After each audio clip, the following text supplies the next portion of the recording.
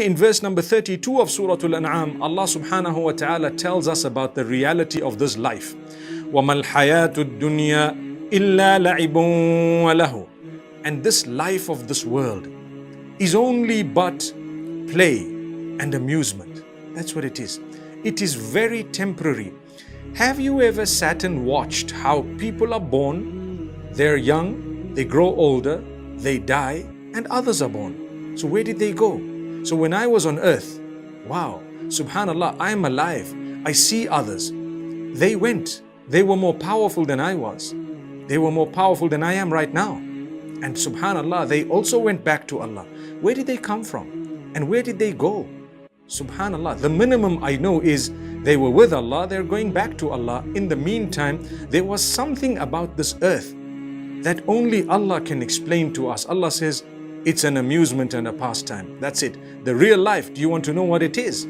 Same verse, verse number 32, Surah Al-An'am. Allah says, وَلَلدَّارُ الْآخِرَةُ خَيْرٌ لِلَّذِينَ يَتَّقُونَ. Indeed, the life of the hereafter is better for those who develop the correct relationship with Allah, who are conscious of Allah. In another verse, Allah says, وَلَلدَّارُ الْآخِرَةُ. The life or the abode of the hereafter is everlasting.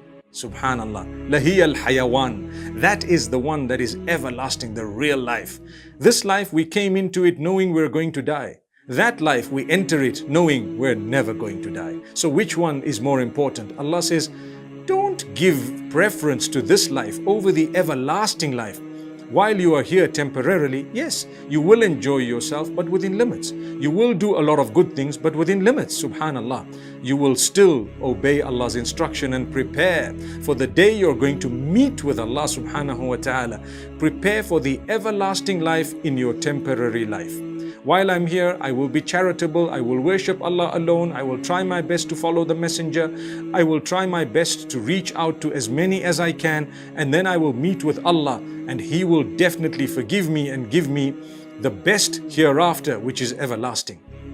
But if I was not conscious of it, I never thought about where I came from and where I'm going, then I'm the one who's at a loss. If you want comfort, you need to remember that at the end of this life, there is definitely an everlasting life. That will bring about a lot of comfort. Ponder over it and prepare for it.